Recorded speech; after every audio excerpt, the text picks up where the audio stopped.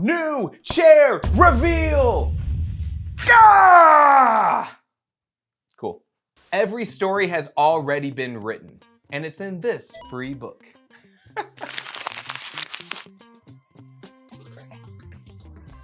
Here's something really fun to explore. I recently stumbled across something called the ATU Index, the Arne Thompson Uther Index. And this is a full, comprehensive collection of folk tales collected and categorized in over 100 years of work. Auntie Arne, maybe pronounced that way, Finnish folklore, started the collection and the categorization of folk tales in the early 1900s. That was then extended by Stith Thompson in the mid-1900s and further revised by Hans-Jörg Uther in 2004. And they were all building on research done before them, over a century of collection and research and categorization and extensive sourcing. So why do I bring this up? Especially, hey, for us writers. Well, because just by looking through these 3 volumes, a collective 1,000 plus pages, I can immediately see some really great writing resources. And first, let me hit you with something really easy. In so many fantasy books, Lord of the Rings, Priory of the Orange Tree, Memory, Sorrow, and Thorn, A Game of Thrones, authors of these books, these fantasy books, use folk tales in the world to build out the world building depth or to enforce the theme and even more. What better way to get inspiration for folk tales, for legends, even entire sequences of your story than stories that have existed in the human lexicon for centuries? Some of these stories can be traced back to before the 1st century. That's how prolific and prevalent human stories have been. And let me tell you, some of these stories will seem real familiar to you. Let me show you how this works. We'll go over how these stories can be useful, and then at the end of the video, I'll give you some of the funniest stories I came across in here. And spoiler alert, you do not want to be a princess in a folk tale. Trust me. Okay, here's how it works. Let's start with a classification called the Ogre's Heart in the Egg. This is the text in the book. And look, it looks confusing at first glance. Every parentheses in here is a common variation of the story. Every bracket is a commonly related trope or reference. Let's clean all of that up and see the original story in just its base form. The Ogre's Heart in the Egg. Because he helps some animals to divide a meal in a fair manner, a youth is rewarded with the ability to transform himself into their shapes. He goes to rescue a princess who has been abducted by an ogre. As an eagle, the youth comes to the ogre's castle. As an ant, he comes into the princess's chamber. He learns from the princess that the ogre cannot be defeated because his heart is hidden outside of his body.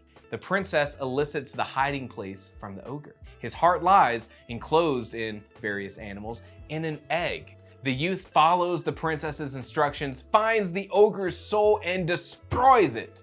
The ogre dies, and the youth marries the princess. This is a story. And not only that, this is a story that follows so much of the same structure of stories we tell today. I mean, look, this is a perfect example. We have a hero who gains skills or tools, sets out on a mission, uses those skills or tools to succeed, but wait, there's a twist. Now we have to overcome a new problem and have our hero's ending. I want to take this moment to talk about the importance of structuring your story in a certain way.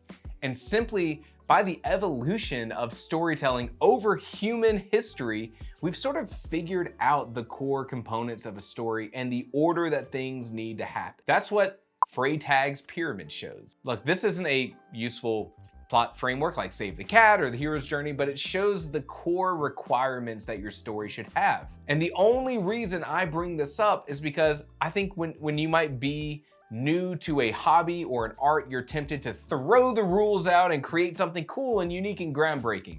I get that.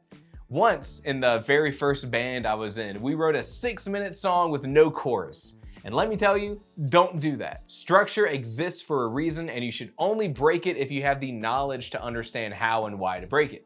Shout out prog rock. I recommend you read through these stories because it's like an infinite idea generator. I mean, I'm tempted to retell some of these stories in a more modern method just as a writing exercise. It's like being given a plot and you get to determine the character, the world, and all the details. So, you know what? Let me know if you'd like to see a video on that. Maybe we could do it together. We also see some very common tropes within human storytelling. For example, there is a whole exhaustive list of stories completely dependent on the clever fox, embracing the trope of like the mischievous trickster. And sometimes the fox is idolized for its cunning, and other times it's demonized for it. Wolves and bears are often protagonists of these animal-based stories, filling the role of the human perspective in that story. Maybe because bears can be bipedal? It can't be bipedal, right? And we already love dogs, so that makes sense why wolves are like heroes in some of these stories. Humans love dogs. This is very basic symbolism, but something you can emulate in your own tales so easily. And lastly, here are some funny things that I found. Here's a story about a woman who understands animal language, titled "The Woman Who Understands Animal Languages." A newly married woman who knows animal languages hears jackals or other animals saying that a corpse floating in the river has a valuable ring on its finger. She pulls the corpse from the river and removes the ring. And sometimes in order to remove the ring, she has to bite off the finger. Did I put all this in here? Her husband sees her and believes her to be a cannibal ogress. Dang it! And he decides to return her to her family. En route, she overhears animals, sometimes birds, talking about where a treasure is hidden. Her husband learns the truth and they are reconciled. Sometimes the husband stays to guard the treasure and the wife goes to get her father-in-law. And when he sees her returning alone, he concludes that she has killed his son and is returning to kill him and slays her before she has a chance to speak.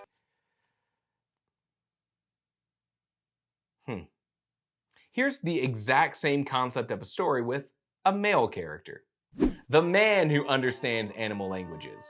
A grateful snake gives a man the power to understand animal languages and tells him that if he reveals the secret, he must die. Once the man hears animals talking and he laughs, and his curious wife insists on knowing why he does so.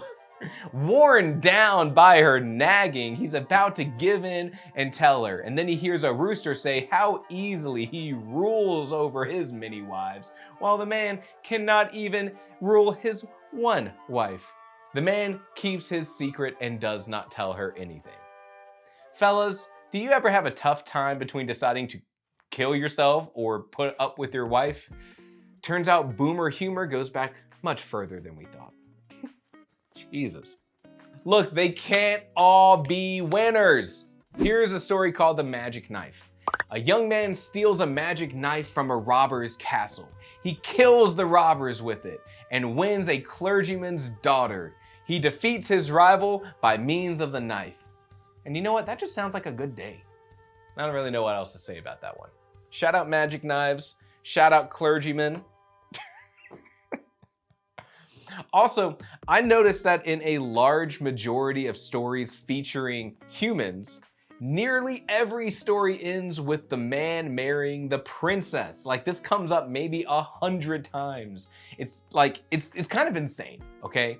And most of the time, it's just like this dude does something and the king just awards the princess to a dude for doing that thing. So if there's another takeaway to be made from this, please be more creative in your own work and don't just give away women. Look, I highly recommend that you check out the link below, read through this yourself. It's just a fun time. Imagine this as like a history book for literature, going back to like those proto-history years. We don't have many things like that in the writing space to celebrate, so let's celebrate the things we do have. And look, unlike other videos that I do, this isn't really advice to help you be a stronger writer. It's just sort of a fun exploration into something interesting about writing, and I like stuff like that. I hope this was a fun video. Check out the links below. Come join the Discord. We have over 500 other writers like you who want to share tips and resources and more. Subscribe if you want to learn more about stories and become a stronger rider today. And as always,